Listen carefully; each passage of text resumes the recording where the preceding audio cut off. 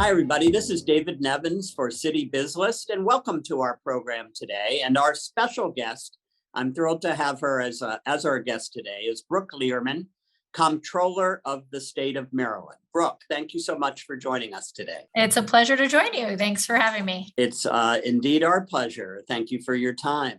Brooke, not every state has one, and you're 6 months into this job. What is a comptroller? C-O-M-P, troller, comptroller. Comptroller. And in Maryland, of course, we say comptroller. Other states, it's a controller. In businesses, it's usually a controller with an N. But yes, so I'm thrilled to be here. I was elected in November, just sworn in January. And the comptroller is really, well, the Constitution says that the Maryland comptroller has the general superintendence of the fiscal affairs of the state. So a fairly broad mandate, and the comptroller has a number of roles in Maryland. It's a pretty unique body in state government nationwide. Actually, there isn't another sort of elected financial officer with the same panoply of duties. But I act as the elected CFO of the state of Maryland. So we oversee all our accounting. We balance the books, working with our agencies. We're the payor. We pay all state employees. We do all the revenue estimates. And then, of course, I sit on so many financial boards, including our Board of Public Works, a 3-person body that oversees our contracts and wetlands permits, and our State Retirement and Pension System Board, where I'm the vice chair. And I chair the Board of Revenue Estimates. And then, of course, finally, I'm the revenue administrator for the state, which I've adopted as terminology, which is kinder and gentler than saying I'm the tax collector. So it's a big job. We have 1,100 employees headquartered in Annapolis. We also have a large office in Baltimore. We have about 300 employees at State Center, but we're moving to 7 St. Paul Street at the end of this year and early next year. So really excited about that. And then we have 11 branch offices actually all over the state of Maryland as well, where we provide direct taxpayer services and tax help. So it's a big office. I love it. It's an exciting challenge and really a new day. Yeah, for sure. I mean, I was wondering actually when you were going through the responsibilities, if you were actually going to get to that last one, that most people know you as, I guess you don't want to be known as the IRS of the state of Maryland, right? You don't use that. It's just so much more than that. If everybody knows that, why start there? Let's tell them all the other interesting things first. I couldn't agree more. If the comptroller thing doesn't work out and you want to go into the PR business, give me a call. Yeah. Brooke, I know you're there to do a lot of things, and you really wanted this position, and the good citizens of the state of Maryland chose to elect you to this post. I know that, we can go back to the, you called it revenue administration or tax collection, whatever, but I know you're really, in all seriousness, into modernizing the office. Yeah. And in terms of technology. And I know also from knowing you that customer service is really important. So talk a little bit about some of the initiatives you have in line for us Maryland taxpayers. Absolutely. Our core priorities are 3. It's really making sure that we're making critical agency improvements so that we can make government work better, first and foremost. 2, making sure the resources of the office are really improving people's lives, providing more opportunity for Marylanders. And then 3, it's making sure that we're preparing Maryland for future economic success, right? And building prosperity. And our mission as an agency is really, and our vision for the agency, I should say, is really to be a partner in creating communities and a state that's more equitable, more resilient, and more prosperous, right? So that all Marylanders can reach their full potential. And in order to find that vision, we have to implement those core priorities. And the number one is really making sure that we're building the team and building the tools that we need in the Office of the Comptroller to do everything else. So, we've reorganized the leadership structure of the office to create more accountability, more transparency. We've certainly diversified the office. And we've also, put new key leaders in place, a new Board of Public Works director. We've hired the agency's first ever chief equity officer and the agency's first ever CIO to lead a brand new large IT team and department to help us do the number two thing I mentioned, build the tools, right? And that's all about modernizing. Like the agency, whether it's our static website or our tax processing system that's uses COBOL, programming language COBOL, and is on a mainframe, to our state accounting system and our central payroll system that are both some of the oldest in the nation in terms of state agencies. We have a lot of work to do. I'm fond of saying and reminding people that Louis Goldstein used to brag that he took the office from pencil and paper to the mainframe. And now it is time for us to move from the mainframe to the cloud. And that is really what we're doing. And we already have initiatives underway for our tax processing system. We're starting on our payroll system and our accounting system next, and our website needs an overhaul. It takes time, right? This is not going into Best Buy and, purchasing Microsoft Office and downloading it on your computer. When we're done, these are the most complex systems, IT systems that the entire state has. And so because of the number of interfaces, so it will take time, but we've got a great team. We're building up that team. We're going to hire a chief information security officer who's a dedicated cybersecurity chief. We're going to have a dedicated data officer and more. So I'm really excited about it. And, it's not just about modernizing for modernization's sake either, right? You do this because then you can provide better customer service, right? Every Marylander should be able to log on to the Comptroller, their Comptroller site, just like you can log into your bank, see what you owe, see what you've paid, communicate with an agent in our office, upload documents. You don't have to fax them. I mean, we still get faxes, right? So, we want to make it easier to use. And then we also want to be able to use the data, right? I mean, there's just amazing information that we have in the agency that is not being used in a way to help drive decision making and to help make better economic decisions and to understand our economics more. So we want to be a data-driven agency. We want to make sure that our General Assembly and our new governor have the data and the evidence they need as well. And we can only do that if we modernize our systems so that people can to build more transparency and usability. So lots to do, but we're starting. Yeah, no question about it. Brooke, you mentioned Louis Goldstein, one of your predecessors. A beloved character indeed, and another of your predecessors. People may remember that William Donald Schaefer had your position as well, and of course Peter Franchot most recently before you. And you had a career too, if I'm not mistaken, before being elected comptroller as a prominent member of the House of Delegates. Tell us a little bit about kind of how you got to the office and a little bit about the background that you bring to the position. Sure, absolutely. So I was born in Washington, D.C. And raised in Bethesda. I was a public school graduate, went off to Dartmouth College, did AmeriCorps, worked on campaigns, worked at the Center for American Progress, and then went to law school at Texas, hook 'em. I don't know if College Park, they're not Big Ten yet. So no, it's okay.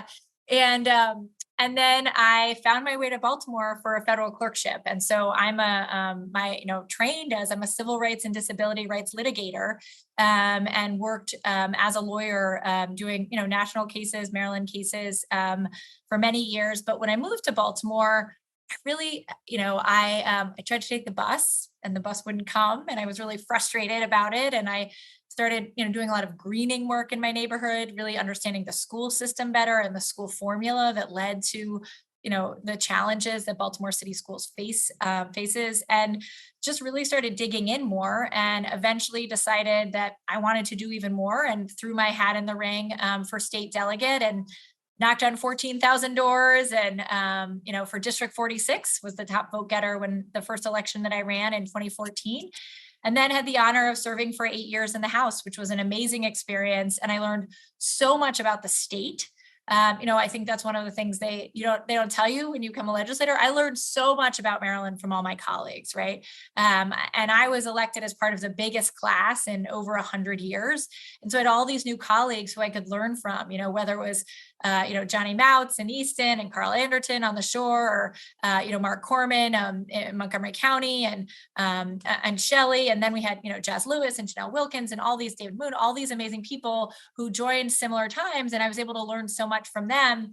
as well as on my committees, because I was on the Appropriations Committee, Right. and then a subcommittee chair on the Environment and Transportation Committee, and appointed to chair the Joint Pension Committee. So from those committees, I really had a good look at the work of the comptroller through the Board of Public Works, and through serving on the pension system. I also passed a number of bills working with the Office of the Comptroller, including a bill to stand up to make the Bureau of Revenue estimates, sort of to restructure it and sort of buoy it a little bit more, to give it more oomph, because we needed a stronger BRE to do the important work that they're doing. So, it was wonderful. I feel, I brought sort of that lived experience, and the learning that I did in those committees to the office, right? To understand the challenges that Marylanders are facing, and also to create partnership, right? I have so much respect for Speaker Jones, of course, for Bill Ferguson, the Senate president, who is my senator, but I've loved working with them. And so now I'm excited that it's sort of a new day in the Office of the Comptroller, where we can really talk with the General Assembly about how we can be a partner, right? And how we can work with them and they can work with us to make sure that we're serving our shared constituents' needs, whether that's we've been making materials that delegates and senators and council members and municipal leaders can take out to their constituents on how to pay taxes, what the tax credits are, small business help, cannabis help, right? We can make materials to get to everybody so that they can get that information out to their constituents. And their constituents, when they have concerns, they can come right to us, right? So that we can help them with their needs. So, and that's, setting even aside all the policy work and the revenue work that we can do with them. So I'm really excited about making sure that we are building strong partnerships among our state governments, because it means we're doing better work, and we're getting more done on behalf of our constituents. Well, it's quite clear that you're excited, and it's really nice to see that you show so much enthusiasm for the job. Let me ask you two more questions, then we'll let you go. One is that I think the most attention that the comptroller generally receives is the result of probably a reasonably small part of your job, but the one that gets the limelight, and that is your being one of 3 votes on the Board of Public Works, which, what is it now, has to approve all state contracts above what threshold? $200,000. Yeah, so that's a relatively low threshold that gives you a lot of knowledge about what the state is investing in and buying and who they're dealing with and so forth. Just take a quick minute and talk about the importance of that role. Yeah, absolutely. It's so important, right? Because that's really where our money, where the rubber meets the road, literally in some ways, because we're approving state highway contracts. Right. So that is where our tax dollars are spent. And so, generally I think of, the governor works with his agencies, they bring their contracts, they put out an RFP, they bring their contracts to the Board of Public Works, and then we review them, and, go through them with a fine tooth comb, really ask ask the questions that need to be asked, really talk about, is this a contract that's, making sure that we're building in Maryland, that we're working with Marylanders.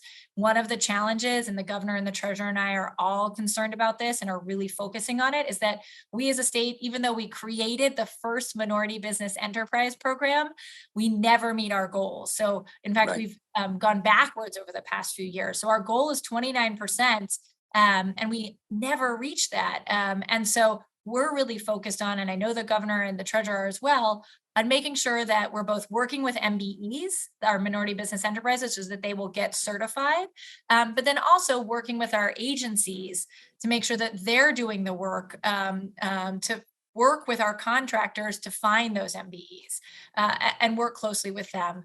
So that's just so essential and such an important component of making sure that we're building shared prosperity in Maryland. And we know that we just know that that's something that we have to do to build wealth in communities across the state, and it's so essential. So I'm really enjoying, procurement too. The Board of Public Works is responsible for our procurement regulations, which is something I'm really interested in. I'm a new member of the Procurement Improvement Council, so I look forward to working with the governor's team and our state legislators to really hone in on what are the regs that are really holding us back and are making procurement so difficult in Maryland, so that we can remove some of those barriers and make sure that we're working with all of the, working with contractors to do what we need to do. So there's a lot of work to do, but I'm excited about it. Just got to sort of keep putting into place, doing the meetings, talking with people. And folks can watch the Board of Public Works meetings every other Wednesday at 10 a.m. And I also try every other Wednesday after the meetings, I put out a little infographic called Brooke's BPW Brief that just gives little highlights of some of the things that we approved that day or that we discussed, even if we didn't approve it, so that people can see where our state dollars are going, right? Right. That's an important part of what we do. Hey, in that regard, I wanted I'll share with you a quick story that I found interesting. And I speak a lot also on, customer service and what have you to different groups, but you should know this if you don't. And a number of years ago, there was a late